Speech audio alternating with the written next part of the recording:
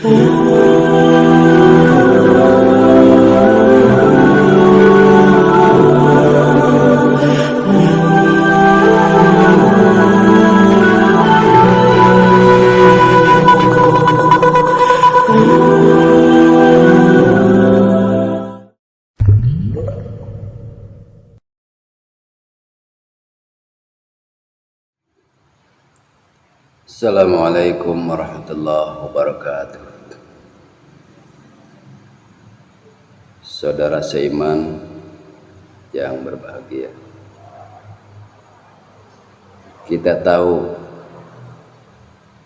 bahwa alam yang kita sudah dan akan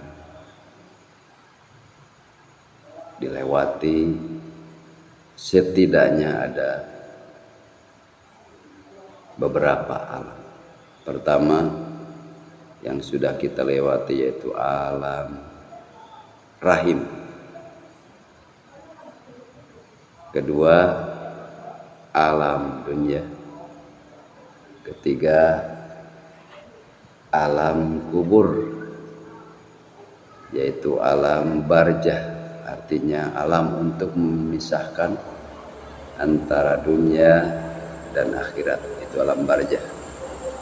Baik yang meninggalnya di laut, di udara, itu dinamakan alam barzah, karena alam yang memisahkan antara dunia dan akhirat, walaupun pada umumnya dikubur ketika orang sudah meninggal. Nah, alam setelah di alam kubur, kita akan mengalami yang disebut namanya alam pemeriksaan di alam kubur. Yang diperiksa di dalam kubur itu adalah 6 pertanyaan dari malaikat munkar dan nakir. Pertama, man rabbuka, siapa Tuhanmu? Wama dinuka, apa agamamu? Waman nabiyuka, siapa nabimu? Wama imamuka, apa imammu?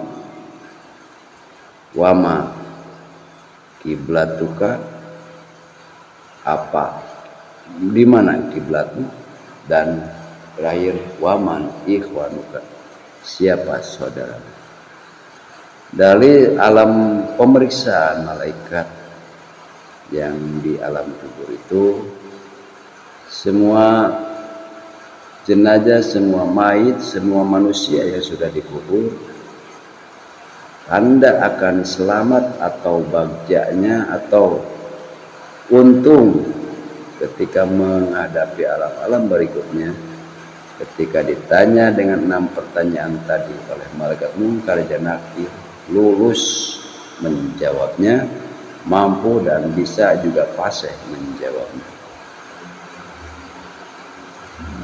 Sahabat seiman setakwa rahimahullah, kita optimis bagi yang suka melaksanakan ibadah sholat pada utamanya, besar harapan akan mampu dan bisa menjawab pertanyaan 6 pertanyaan dari malaikat munkar dan nakir.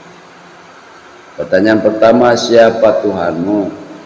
Ketika ahli sholat, ketika tukang sholat, spontanitas, karena setidaknya 10 kali dari sehari semalam seringkali diungkap, seringkali dibaca ketika bacaan takbiratul ihram, Allahu Rabbi, Tuhanku adalah Allah. Lalu wa madinuka, pertanyaan yang kedua, apa agamamu? Tukang sholat, ahli sholat pasti akan mampu menjawabnya dari pertanyaan malaikat munkar yang nakir, Islam agamaku.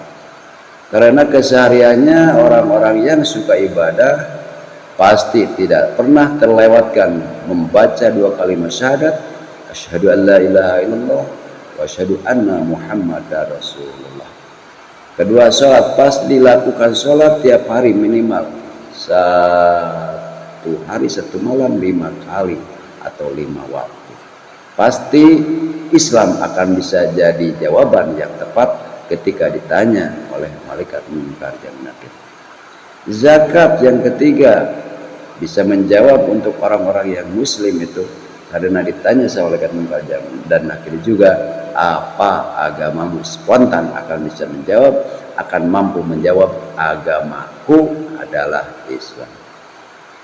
Lalu pertanyaan yang ketiga, siapa nabimu?